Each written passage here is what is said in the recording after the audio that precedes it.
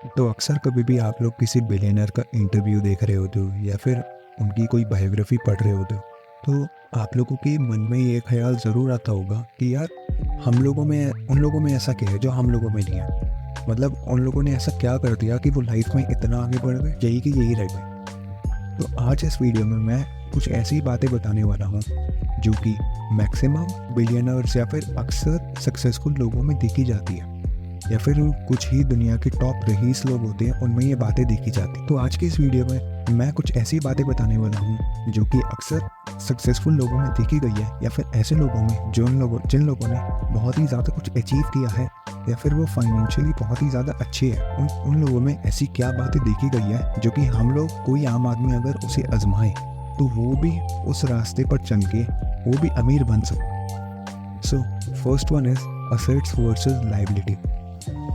Robert Kiyosaki, जो कि author है रिच डैड पुअर डैड के, उन्होंने इस चीज़ को काफ़ी ज़्यादा अच्छी तरीके से बताया है कि असेट्स क्या होती है और लायबिलिटी क्या होती है। असेट्स का मतलब है कि ऐसी चीज़ें जो कि पैसा आपकी पॉकेट में डाले, या फिर ऐसी चीज़ें जिसकी वैल्यू अप्रिशिएट हो ना कि डेप्रिशिएट, जैसे कि rental properties, stocks, bonds, businesses, intellectual properties and money more.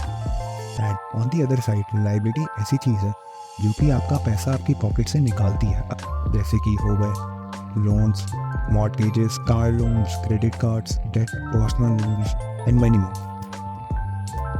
Second है कि कंपाउंड इंटरेस्ट। कंपाउंडिंग। जी हाँ, ये एक ऐसी चीज़ है जिसको खुद वॉरेन बफेट, जो कि one of the most successful man on the earth है, उन्होंने ये चीज़ बताई है कि जो कंपाउंडिंग है वो एक तरीके से एथ वंडर ऑफ द वर्ल्ड है। एंड जी हाँ, आप लोग ये बात जान के बिल्कुल ही शॉक हो जाएंगे कि वॉरेन बफेट की जितनी भी वेल्थ है वो मेजॉरिटी उनकी 60 की एज के बाद बनी, जिसमें कंपाउंडिंग का बहुत ही बड़ा रोल था। कंपाउंडिंग को जितना ज़्यादा आप टाइम दोगे वो उतनी ज़्यादा आपको उसका मैजिक दिखेगा। Third one is no credit card. आप मैक्सिमम बिलियनर या फिर सक्सेसफुल लोगों को देख लीजिए, वो कभी भी ज़्यादातर क्रेडिट कार्ड यूज़ ही नहीं करते। क्यों? क्योंकि उनके अकॉर्डिंग क्रेडिट कार्ड एक ट्रैप है, जो कि होता भी है, क्योंकि वो आपको ऐसा आपके साइकोलॉजिकल ऑर्डर के साथ खेलता है कि आपको लगता है कि आपके पास पैसा ना होते हुए भी पैसा है, ताकि आप ज़्यादा से ज़्यादा खर्चो एंड ज़्यादा से ज़्यादा डेट में आओ। Fourth one is business.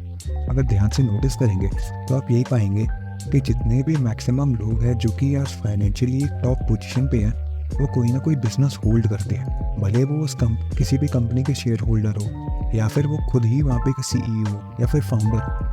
Business होना बहुत ही ज़्यादा ज़रूरी है, क्योंकि बिजनेस एक ऐसी चीज़ है जो कि आपको कंपाउंडिंग से भी ज़्यादा इंटरेस्ट देता है। बिजनेस एक ऐसी चीज़ है जो कि आप लोगों को सिखाता भी है एंड आपको एक फाइनेंशियली वेल बीइंग ऑर्डर में भी ले जाता है। तभी आप लोग नोटिस करोगे कि जितने भी ज़्यादा वेल्थीएस्ट लोग हैं उनके वो कोई ना कोई बिजनेस होल्ड करते हैं।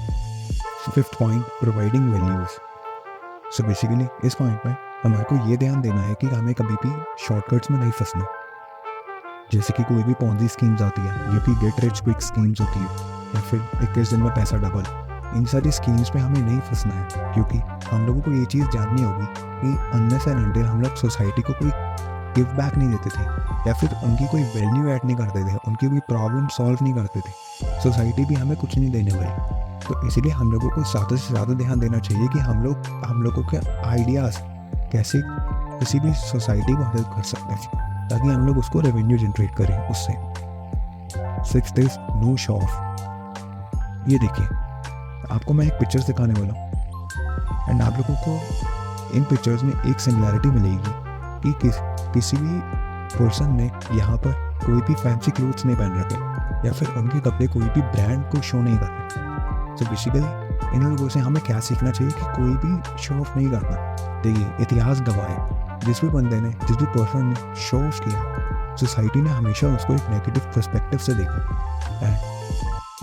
अक्सर आप लोग देखते होंगे कि जितने भी बिलियनर्स हैं वो सारे नॉर्मल क्लोथ्स क्यों पहनते हैं, वो इसलिए उसका एक बड़ा रीज़न ये भी होता है कि वो रिलेटेबल लगे। उनका कोई भी प्रोडक्ट या फिर कोई भी सर्विस अगर कल को आए तो जो कंज्यूमर है वो उनके फाउंडर से रिलेट कर पाए, उनको ये ना लगे कि ये तो एक अलग ही कैटेगरी में या फिर हम लोग इसको अफोर्ड ही नहीं कर सकते।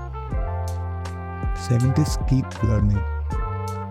हम जितने भी फाउंडर्स को देख लीजिए या फिर जितने भी टॉप वेल्थिएस्ट पर्सन को देख लीजिए, आप लोग ये कैरेक्टरिस्टिक हमेशा नोटिस करोगे, या फिर ये पर्सनैलिटी ट्रेट ये आप लोग हमेशा नोटिस करोगे कि वो हमेशा सीखते रहते लगातार। उनका किसी ना किसी चीज़ में इन्वॉल्वमेंट रहता ही है कि वो कुछ ना कुछ सीख के निकले होंगे। जैसे कि बिल गेट्स जो कि फाउंडर है माइक्रोसॉफ्ट के, वो रफली 50 बुक्स इन ईयर पढ़ लेते हैं, जो बैठता है 1 बुक पर वीक। तो यही कुछ लेसन्स थे या फिर वेज थे जो हम लोग सीख सकते हैं हाईली सक्सेसफुल पर्सन से,